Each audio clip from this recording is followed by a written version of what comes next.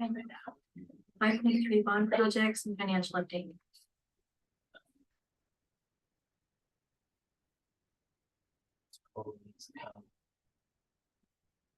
So here's an update on the remaining budget from the bond. And again, I want to say, just express gratitude for the projects we've been able to complete with this, where the community entrusted us with this money. I know that it's something that we hear in the past. Oh, why did they do that? Why did they do that? All of these projects were on there at the beginning.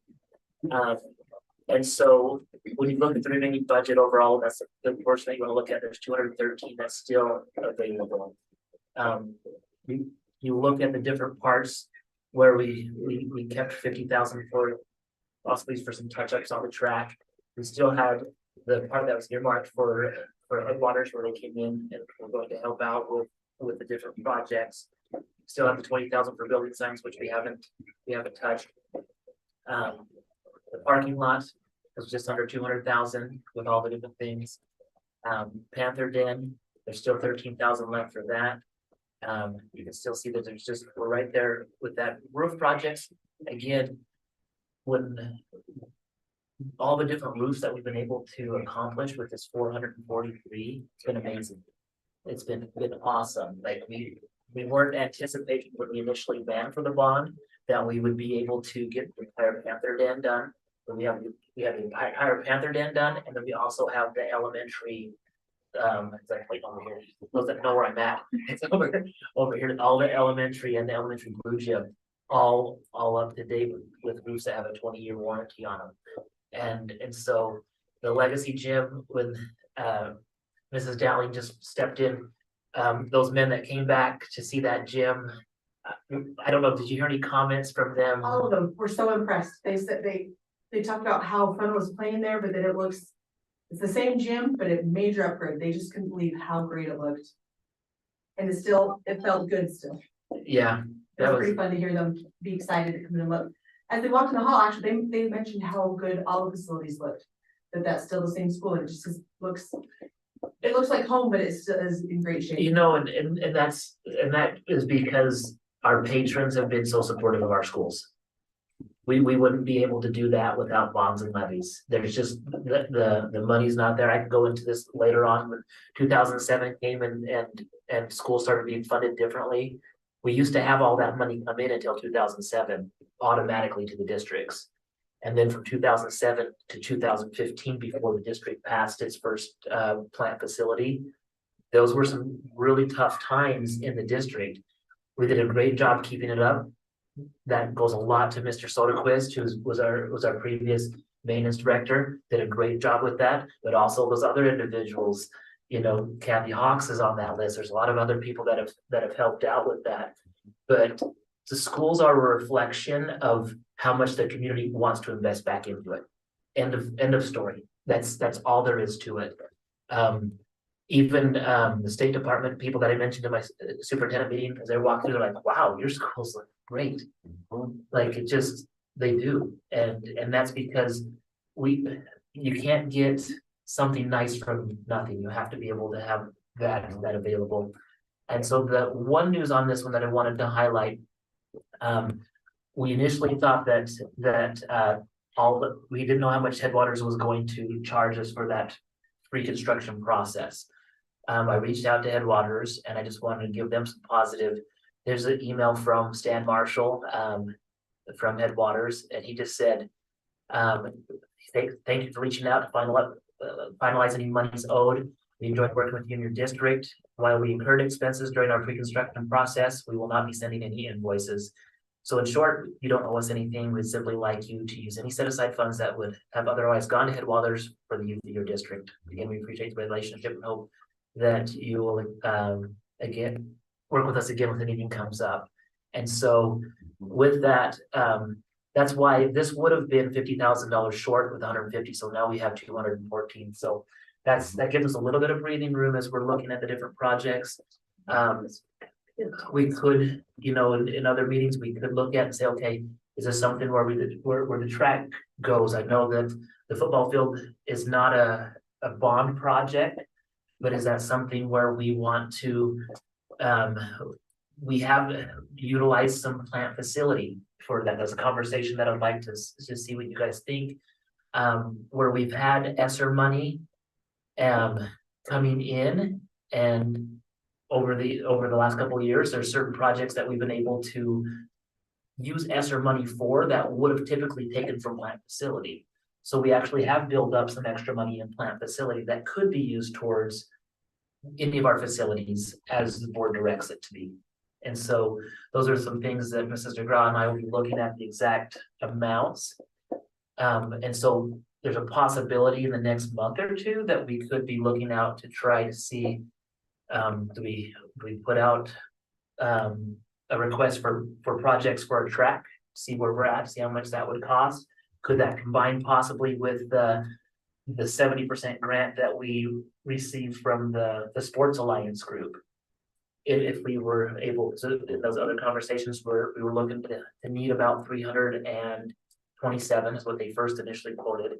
But if we were able to find a bunch of that from plant facility, still see if there are any donors. If there aren't any donors, I'm just really, I'll say this in open meeting, I'm really cautious about those that give in our districts are the ones that give and give and give and give.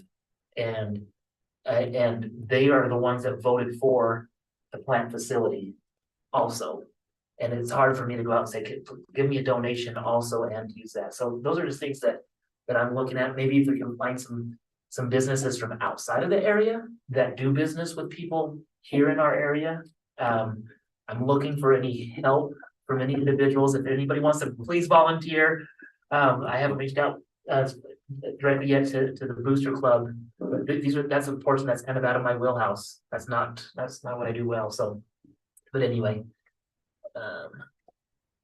So I just wanted to update. That was good news on Headwaters on the bond part. So that gives you an idea of where we're at. That bond we'll need to finish up with that 214,000 before the end of the summer of next year.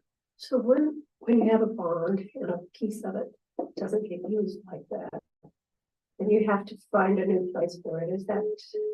So I mean, taxpayers. there was nothing specifically, so that's a good question. So when you read the bond language, we put up our priorities of where we're at, and we want to stick to those priorities because those are the things that we communicated. But as the process goes on, as long as it's working between these items, we're okay. Because all of these, the building signs can fall under general building.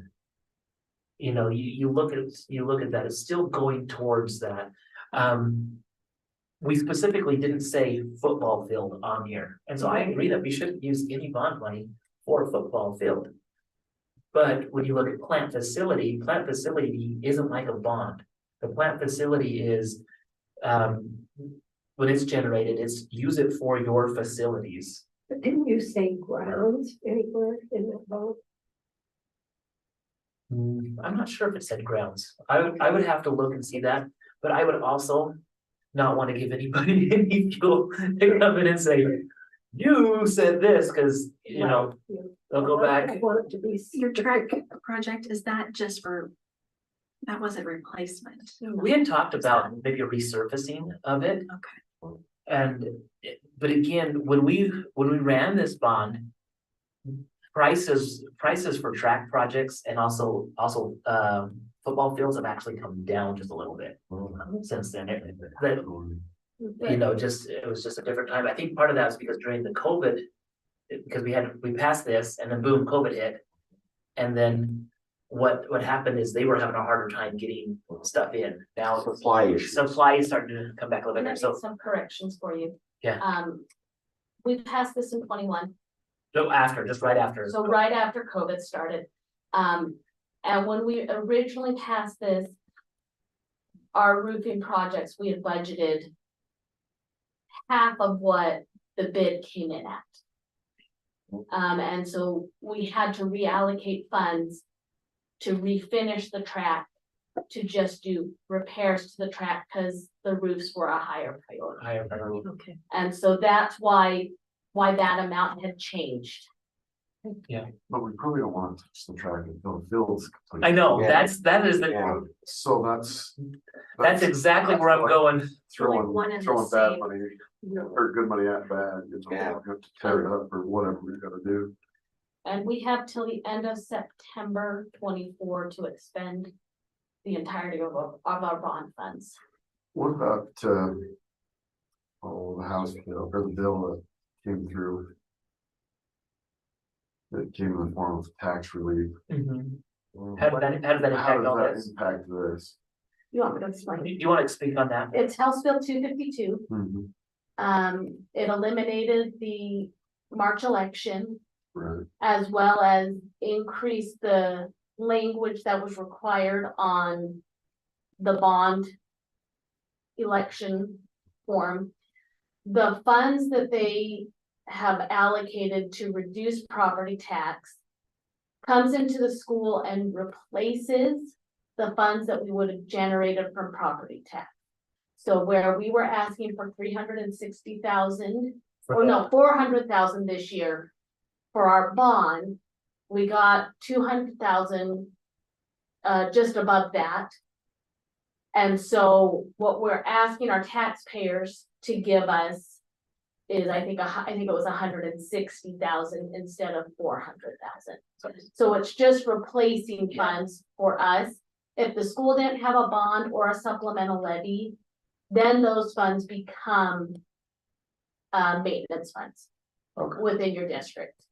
So that's the time that it would be extra funds for a school district instead of just replacing funds. okay. Does that make sense to everybody? So we don't realize any cash necessarily. It No, just, we do really- not get any more okay. cash from that. No, but the taxpayer will see that, and that's one of the things that in my superintendent meetings. That it's gonna be hard for the taxpayer, because they're gonna look at their tax amount and they're gonna say, this year. West Jefferson District, I had to pay this much, and it's gonna be less this year than it was last year because of that bill. Uh-huh. And so, but next year, we don't know how much they're actually gonna send, so it actually could go up, Yeah. it could go down. And if it goes up, you might have patrons saying, why did the school district No, raise my the amount tax? they send is down, It's because, yeah, the amount that the state sends to us, is lower. we look It's at, complicated, our isn't it? budget that we have to pay, and so really it is tax relief. But it's kind of like you have a rich uncle that sends you a little bit of money to help with your house payment this year, Mhm. and then next year I'm gonna send you less, which means you have to pay more. It's just, Right, it's a relief. The thing that, as I see where our bond. Yeah, because we have the three, I'm gonna talk with my hands, so we have the bond, the plant facility, and we have the supplemental levy. And all three of those are generating funds for us to utilize for different reasons, and they all play a different purpose. The plant, the supplemental levy is for salaries and benefits, where we attract and retain teachers. We've been able to help utilize that, even increase paraprofessional pay with that money. The plant facility is a 10-year one, that one's gonna be up in 25 for us to reconsider. And that was the one where I really feel like saved the district when it came to the facilities. But even with that, when I talked about 2007 to 2015, before we did that, we had a huge catch-up time here in the district, and that's where the bond came in. And 1.5 million is a lot of money, but if we would not have had that, we would have leaking still in the high school right now. Like where Mrs. Mays is sitting, and you'd go to Hamer and you would see buckets put out. Like that's just what's gonna happen unless we have things like this. And so as this bond, as we pay it off, and we're gonna pay it off a little bit early because of the bond equalization. That's one thing that there's, like, you have the tax relief thing that you talked about, but the bond money, we actually pay it off faster because of there's another program called the bond equalization. And give me the approximate of how much. So the first year they gave us about 90,000, I believe. The second year it's about 70,000, and it's based on, essentially what it's supposed to do is pay your interest on your bonds. And our bond, last time, when we got that, maybe we should have done 2 bonds because we had like 0.7% Oh my goodness, interest. yeah, it was a in that really last good- one. So all that money comes in and then we can just put it right to principal. So we're paying that off faster. That's one of the things with that. Just as a note, Yeah. plant facility is for maintenance. It is also in our district for purchasing a new bus each year, as well as if we need new vehicles purchased. I just don't want that portion of that left off as what we use those funds for. And so as those funds come in, it does help out with the maintenance department, the maintenance budget, the purchases of the equipment, buses. We can use them for remodeling, and that's where that can be used towards going back full circle. Is that's because it was specified when that was ran?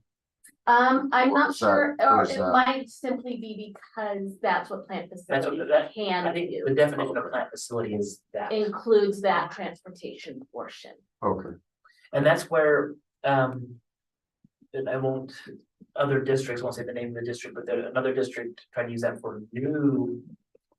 Schools, but that was voted that it wasn't okay to do that, that had to go through bond. So where we already have, well, that was my question, if. Maybe this is bomb, I don't know, but if. We ran that again, if you could use a portion of that to go towards like a fund. Oh, Like a field or like a. no, that's actually something that we So you build up a probably fund, could look so at. we're not hitting this time where we're like, oh, That- we need that's $300,000. So Yeah. if there's any future plant facilities, if we wanted to look at this and say, okay, how can we do this without ever running a bond again? But we want to look at the future of what we can get with our plant facility money. Could we earmark a certain percentage of that to go in? That's absolutely something this board could do. You guys could come in and say, when we get this money, a board directive would be that business manager, you put this much in every single year and it builds up for a replacement of other things. Or replacement for Roofs, roofs, field, Yeah. or whatever. When you have big projects, Right. our plant facility, we have a minimum carryover of 200,000. Because if we have a boiler go out. We have some of those things, we wanna make sure that we have those funds sitting there so that we're not having to pull funds. so, Well, I think that's smart, because you're going to Correct. have. so that we next- never did, with the 200,000, that's something when I came in, the district was already doing, this Correct. was already doing that. But it's not earmarked as, It's, As it's not a board, it was just Corrected. something that we. it is a practice that was implemented Before. after the high school boiler had to be replaced. Yeah. they I think recognize- did that. But you can never put away enough money to No. do these big No, projects. but No, not You really. can- that's where You can I'm move wondering towards it. if Yeah, potentially. you probably maybe there's always a need for a bond, but if we're having to renew this plant facility with future projects in mind, say you split the cost of your plant facility and your bond tax, Mhm. you see what I mean? Yeah. For Maybe the you next ask 10 for a years, so, plant facility. yeah, And maybe less on a bond. with that in mind, that you're Yeah. going to have this project, I mean, if we get another field, it's not gonna be for another 20 years that we need a new one, but. At least a portion. So, Mr. Williams, as you've talked about the different taxes that come to the school district, there's one other one that you haven't mentioned, Yes, and it is the TORP levy.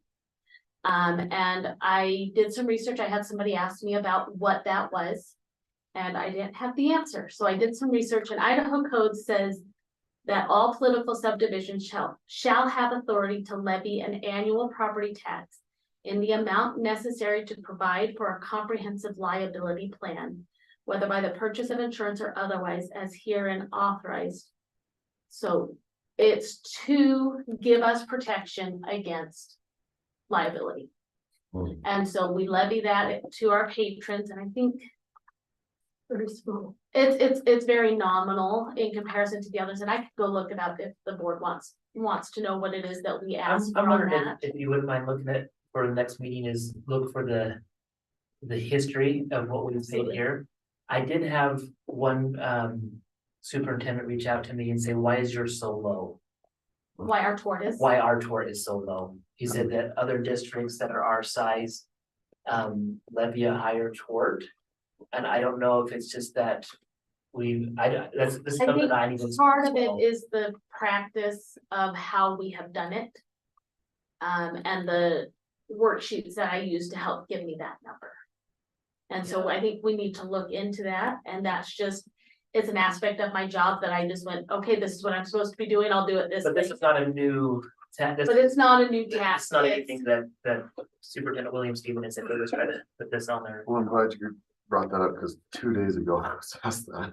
Well, there's your answer, I don't know. Okay. so, okay, So your Panther Den, the amount that you have remaining, what was that parking lots? No, that was all, that was the floor and Okay. lights and Okay. That's, could be reallocated. yeah, that could all be reallocated. That's why if we're looking at a major track project, or we are gonna take, I think 10,000, we just voted to take 11,000 out of this right now, Right, for the doors. the ADA doors. Well, in the Panther Den, the doors would come from that amount, for that building. so they could, It could. When I put Panther down, I was really thinking the gym, the inside, remodel. Okay. no. So some of that stuff could have fallen under, How's like our locker rooms and that?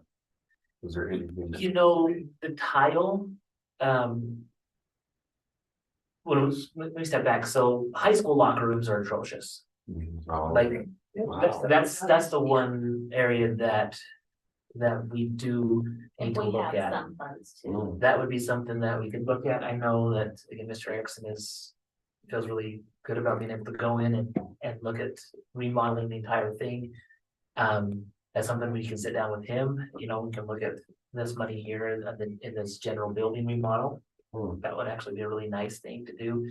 Then moving to the Panther Den, to answer your question, Mr. Burnshaw. They're in pretty good shape. We did find that the tiles in the girls' locker room. They crinkle and make a sound. It's almost like when they were put in, they were on a time crunch and some of them did not get glued down Oh. properly. So Oh, we might look at just removing the tile. We purchased our buffing machine, and that's something that maybe this summer we just polish it like we did with the Chapeltorium. Mhm. I kind of like that better. And so, like, those are the types of things. We would like to address in the boys' locker room. We still have the day and age where they have open showers. We would like to get dividers into there, especially with this day and age of kids with cameras, you know. oh. Back when I was in high school, it was a little bit different, you know, everybody didn't have every kid with a camera. So. So those are some things. Good question. Other questions on projects? Where does the money come from for buffering this auditorium down the hall? That was Yeah. a grant. That's the grant money? Yeah. Yeah. So with that auditorium, we did have a $15,000 grant we received 2 years ago. We were able to expend all that. Last year we applied for it and didn't get it. And they mentioned because we'd had it, so we're going to reapply again this next year and see. So we're gonna keep. And the reason we got that grant, it was in Hearts for Rural Communities. And it's because that room is going to utilize and is being utilized. As like For a fine arts. secondary auditorium for the elementary, different things, dance room, it's awesome. But we do recognize we need to get those sound thingies on the Soundboards side. in there. 'cause Yeah. I noticed that on the back school, videos like echoing, I'm like, we are in a swimming pool. So, okay, that's the bond, I'll keep going, let's see, project fees, bond exit, okay. Is it okay for these in five? Yeah, cyber for emergency notification systems. This is, Hold on, Ms. Perkins, do you need us to take a recess? No, I don't have a cramp in my leg, not Okay. enough water. I just wanted to make sure you were okay. with the emergency notification system, this is just a heads up, we're gonna send out some notices to parents. So as we're getting closer to snow days, and you know, it will snow. I know this year's, the weather's not as bad as it was at this time last year, but it will come. When we send out our emergency school closures, anything like that, we go into our school notification. Where that information is pulled from is Power School. one thing that, as we've looked, Mr. Rain has been helping with this, looking into that Power School, when people sign up in Power School, they have a section called home phone. Unfortunately, Power School does not let us change it to cell phone or anything else like that. So where we live in a unique area where a lot of people still have home phones, those notification systems do not receive or are not able to be sent to a home phone. For So- text For messages. text messages. It will do like I don't wanna call it a robocall, but the voice calls that will go out. And so what we're gonna be asking people is if there's any way that we can update their Power School information. That and encourage them to put a cell phone under home phone. We do actually have a list of people, so we could reach out individually to them. But I also just want to let them know that this is the reason why behind it. We want to be able to efficiently get those notices out to individuals, especially where we are getting into the snow. I panicked a little bit the other morning when I received a text message from Jefferson's superintendent. He always texts the superintendent Gee and from Ryrie and Superintendent Martin from Jefferson. We always text each other on what's going on, and I lit off. I'm like, oh my goodness, he's going with a delay. And so it just got me thinking, if we send out a delay, how many of our parents are really gonna get it on it right away? So that's why we wanna make sure that they have that. So luckily, we didn't have to. Okay, 5.5 policy review. All right. Would you like me to take this for a minute? Yes, could you please? Okay, so this first section is the majority of the 8,000s. We've looked at this several times. I don't see that we need to make any major changes to these policies now. I would recommend that this qualify as our first reading of these 8,000 at the top and submit it back to ISBA for review before you guys have it for the second reading. Below that, there are 3 8,000 series that still require some work from us. Part of our local school wellness requires a committee that has staff members, students, community members that needs to be created to be able to make our wellness plan. And so those two policies need to have that portion done. And then in 8605 retention of district records, there are just some dates in there that we need to make some decisions on. So are those ones that we do now, or should we set up another meeting for? I think we could set up another meeting. I'd like the board to look at it and kind of get some ideas of maybe some possible people you could recommend to Tanis to sit on the board or on this committee, because this committee is supposed to be built by the board chair. So with these other ones, these were what, if you remember, we went over these in our other meetings before, sat down, had them all out, read through them. So this is not the first time. I'm saying this also in case this is the first time somebody's listening to the board meeting. And I will look through all of those, that we didn't see anything that jumped out at us as that these recommended ones from ISBA with this process. And so we can set that one up. Perfect. Any questions on 8,000 that you guys have? So we'll focusing on these 3, the 8200, 8210, and 8605. Okay. With 3450 and 3450, again, it comes from when all the discussion with the parking came up in previous meetings. We reached out to ISBA automatically. We didn't come in and write a policy to say, what if a policy was needed? And ISBA sent us these options for 3450.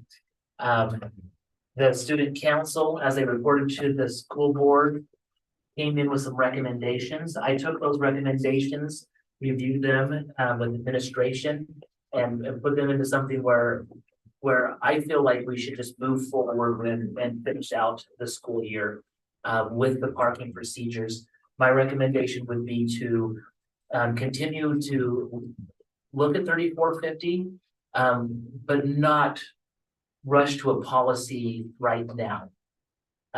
Rushing to a policy would create a lot more steps when it comes to registration, fee hearings, other things like that. The parking procedures, everything that we've looked into, there's the allegations of not following state code for fees. District does not see it, that that was an issue, and we're just gonna have to agree to disagree on that with if anybody see that in a different light. Where the school district does have the right to establish rules and procedures and laws and ask students to follow certain rules and procedures and laws. One of the complaints that was brought up was, well, it wasn't clear enough and not everybody knew about it. This process is now resetting it to make sure that everybody is clear on the process. This is what we're doing. Anybody that received a citation prior to this has been forgiven. And so really moving forward with the parking procedures, that I sent them back to administration at the high school, and these were distributed. Mrs. Dowling, can you just say the process of when this was distributed? Yes, yesterday during second hour, it was every teacher handed it out. They also announced it in announcements, and anybody that wanted another copy was able to go pick them up from the office. It was also posted online, so Scott was posting it in the handbook and announcing it on rooms, which means all the parents that are on rooms can also get a copy, and any parent that would like a copy, there are more copies at the office, and we'll just keep them there at the office. So as I listened to the concerns that patrons had, I felt like we addressed as many as we could. Again, when concerns are brought up and suggestions are made, we're not able to just jump in and say, I'm going to do everything that I'm being told to do or asked to do. We have to look at it from both sides.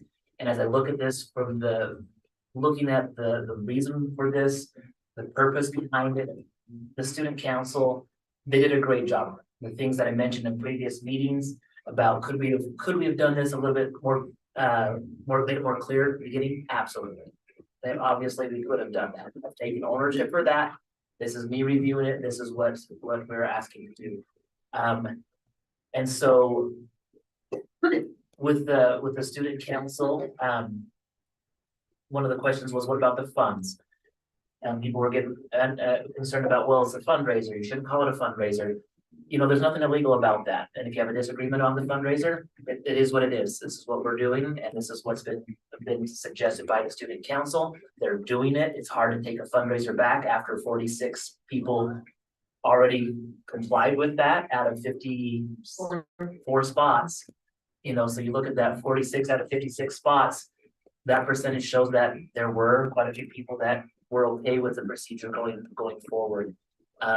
Student council did say, you know, we will reconsider the prices, but that's going to be for next year for them.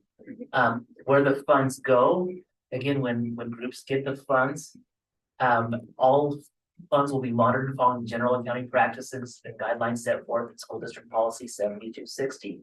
The funds go into the high school account. All things require 2 signatures, all of that's tracked. And so there's no money being used in the wrong way.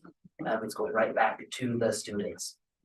And so the guidelines that I reviewed in here and combined with the student council's suggestions, this was not exactly how they had it, but I looked at this and that we have 3 different parking lots. We have a permit parking lot, we have a free parking lot, and then just identified, even though it doesn't belong to the high school, it's the seminary district office parking lots. Those are the ones that surround it. The permit parking lot is the north and northeast side of the high school.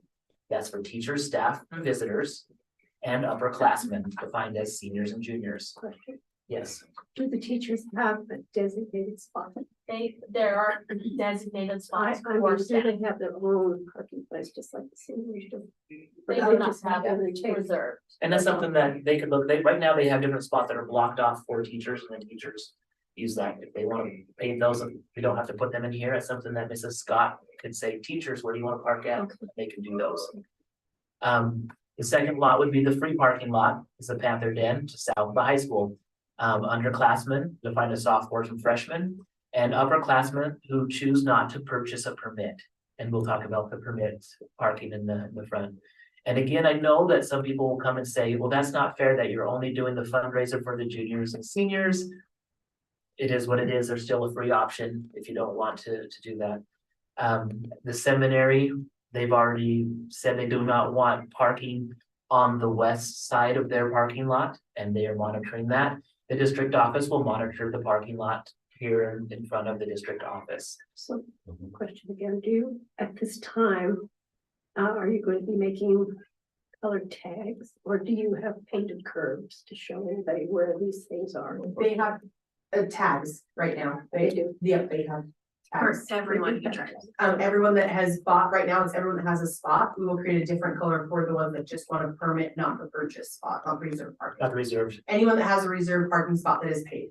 So out of the 46 people with the reserved spots that have already paid, pretty much they've been able to park in their spots the entire time. And so that's gonna continue. We've already, The ones that haven't paid have really been parking like in the parks that they reserved. And everybody knows that they're theirs. so it's really been working. So the reserved parking lot for the senior and junior class parking options, I put in here, so the upperclassmen, they can reserve a spot, or they can choose a general spot, or they can go to the Panther Den free lot. That's just, it just keeps it that way. So anyone at the front of the high school should have a permit. Permit. Correct. And if they don't, then they should be parking. Correct. Yes, Thanks, Casey. it simplifies it. It just allows you to have that, you know, and as the classes get bigger, and if there are more kids that choose to do it, it might be more enticing to purchase a reserve spot. If you have different times, and if you're okay with somebody else, you know, in a general spot, that's just your choice on that one.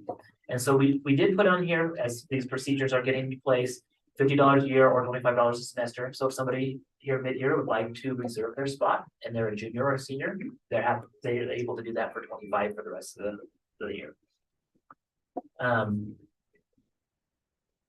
Just additional things, the students will purchase the permit, must sign the contract on the Google Forms. They can paint their spots with school appropriate designs. Different passes, violations. A violation can be a parking citation, $10 parking citation. After 5 parking citations, students will be told at the owner's risk of expense. These processes here again, as this is a procedure, I'm hoping that it doesn't get to those points. Again, it's, do the schools have the legal right to establish procedures? Yes. Can a citation be put into place? Yes. If a kid takes a library book out, they have to pay for the library book. If they don't have their financial obligations completed before checkout, that can impact their checkout options. And so it's just no different. It's just it comes down to the district can do this. If it wasn't clear going forward at the beginning, it is now.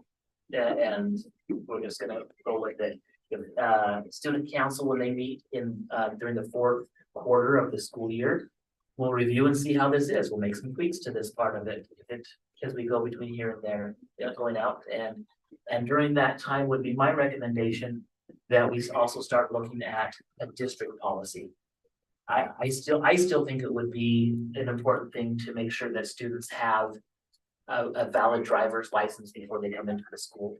I think that's a safety thing that this board should be worried about, which we haven't in years past, and we would not have thought of that if we wouldn't have had this process go forward. So thank you for those that have brought their concerns.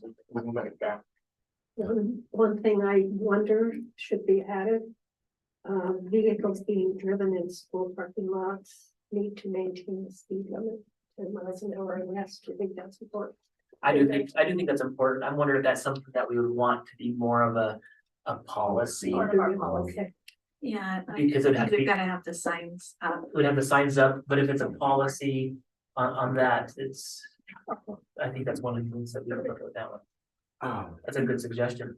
Shoot, on the $10 parking citation, I had someone ask me that you know, isn't that a fee? Don't you have to have a fee hearing? Stuff like that. Can you just clarify that, I guess, for, Um. My understanding is that a fee would be something for somebody to attend school. okay, This is not, this is. And so they might think, well, I wanna park in the front, I have to park here. The school can still set up guidelines on how they do that. I see the fee is the same as if somebody damaged the Chromebook or a library book. We don't do a fee hearing on any of those items. Every superintendent that I've talked to said that people do this all the time. This is the first time that I've heard that this is a fee. And I think it's partly because there is that law in place, but this isn't a fee, it's a fine. This is Yeah, but I a think- consequence of behavior, not a requirement to attend school. And you know, and that that's, was good, I think. Does that make clarification, sense? yeah. So where does the money that you collect from a violation go to? I hope we don't get any money. I'm just curious. General fund. That's Yeah, the question. It would- They've been asking Yeah. where Where does that? the fundraiser money's going, so I. So the That fundraiser goes to money the goes to the student leadership. And the citation funds, I think, are going, That hasn't been discussed because we've collected $0 of that. That's the thing is, I think it should go into the general high school account. correct. Mhm. If it goes into the general high school account, they can use it for buying more pencils for the kids. They can use it for those types of things. If they want to use it for future paint for the spots, things like that, they could use that as well. So you could see a difference between a fee and a fundraiser by saying every student in the school must pay a $4 fee to park. Mhm. But a fundraiser comes along and says juniors and seniors can pay $60 towards our fundraiser. And Get this. that's the difference. You have a personal parking spot. But the fee just allows everyone, or that's some schools, that's what you do there, you have a parking fee. Every student has to pay it. So that would be a fee, is if we are putting that on. So if the board, as you go through the process of looking at the policy, if the board decides that they do want a fee, we will hold a fee hearing. And it will be published in the newspaper. We will follow those guidelines. A lot of schools do that.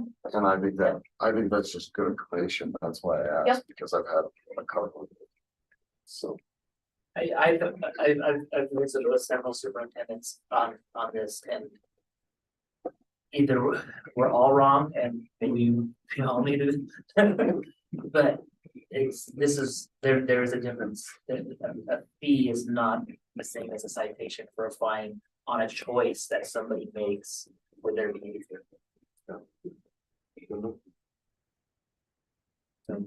So this is where we will continue if the school board would like to move faster on a policy right now. That could be, you guys could ask us to do that. We could move there. I don't know what your thoughts are on that. I think start one next year, not, yeah. I think it's gotta have some discussion. Yeah. So in the meantime, we'll continue with the procedures. Like I said, this isn't perfect. I've never said anything that we put out there is perfect. But we, like I said, again, to reiterate, we do have as a board, as a school, we've been given the authority and the directive to establish processes and procedures to govern that. And that's one thing that it's not easy when you put something out there and you can go back again and say, this wasn't clear. Okay, I'm sorry. Now it is. We didn't like how there was interaction with students. Yeah, you're right. But this is what we're gonna do going forward. Like the safety issue, there was one safety issue that was brought up. What about the students that walk from the elementary to the Panther Den? We've already addressed that by having one of our employees they're now assigned to go to the office, we walk with those kids who choose to have someone there. So if you're a parent out there that is worried about that, we are doing our part without changing what the student council wanted to do. So. Thank you. I don't know if there's any other questions. I've been talking a lot about this, sometimes I feel like I said. Okay, so the next two policies, open enrollment and restraint and seclusion. These both have to do with new laws that went into place July 1st. The last time I presented these policies to you, they were sample policies from ISBA and the State Department. I have moved that information into our policy format. And I'd like the board to look at that, review them. I think, So open enrollment is, You got them right. yeah, they're on here. So open enrollment is about how the process for accepting students from out of district. And then the restraint and seclusion is the process of handling student behavior. student behavior, specifically. especially special ed. Which we had our two special ed teachers go to a training on this. And they will be training their. Then they'll staff they're this year. train theirs, but these two are required by law for us to be working I'll on. get a copy. Absolutely, I'll get you a hard copy. And then this next one, the fund accounting system. It's one that we had in procedures, not policy, but when we passed 1303. This was one that was listed as something that should be reviewed annually. And it'll be in conjunction with our annual audit. It covers that information. But there are some decisions that we need to make in here as to some dollar amounts, if you want dollar amounts in there, or percentages of minimums in certain accounts. And so that one, along with those 3 8,000s, needs some questions answered. Okay. Okay. Okay, is that all for 5.5? Yes. Okay, 5.6, trustee timing. Yep. I would just like to say it's been an honor being on the school board for this school district for these several years. I would like to thank all the community members that have provided so many good support for this school district. And I'd like to thank all the past and present administrators that have helped govern this school in such a great way. And I'd like to thank all the past and current board members that I've worked with through the years. They were all dedicated and they always had good intentions on what was best for this school. And in leaving, I would like to thank Mr. Cottle to stepping up and being a volunteer to be a school board member in Zone 2, replacing me. I think it shows a lot of commitment from a person to be a volunteer to be a school board member, because a lot of people don't want to do it. And I think I've known Mr. Cottle for many years, and he's really a smart and ambitious young man, and I know he'll do a great job. So thank you, Mr. Cottle. And just on behalf of the school board, Lily, you've been awesome for the time that you've been here, over a decade of service here for West Jefferson. I know how much I've been on, we've driven up to the ISBA conferences in Coeur d'Alene. A lot of good times. A lot of good times, good conversations. I know how much you care about this school and the time and effort. The district would like to get you we have a certificate with your name and just the years of service and a thank you card. This is so nice of all you people. And after we get done, we do have a cake. We want to be able to. A cake? Yes. So can I share the cake with all the members here? Absolutely. Will, we will do will that. everybody have a piece of cake on me? But again, just by way announcement that the school board did meet on Monday, and Chris Cottle was accepted as to replace Mr. Schmidt on that. So thank you, Mr. Cottle, and again, really thank you so much for your efforts all the different times. So There's a couple of things I'd like to mention that I'm proud of. When I first started on the school board, they had old welders in the ag class. And so Bert Allen and me went over there handing out the Christmas card. And we noticed that.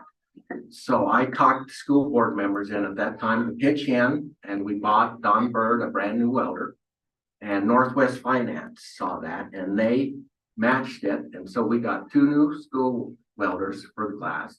So I'm thankful about that. And then also the school drive on the hay. And that has brought in thousands and thousands of dollars to help the school and the kids. And one year we brought in $25,500. And that was amazing. It just shows you the commitment from the community, how they love this school and how they want the best for the kids and the students. So I'm happy about that. All right, we will close our meeting. The floor will be open for a motion to adjourn. I'll make that motion since it'll be my last time. Madam Vice Chair, I make motion, we adjourn the meeting. Is there a second? I'll say it. All right, all those in favor?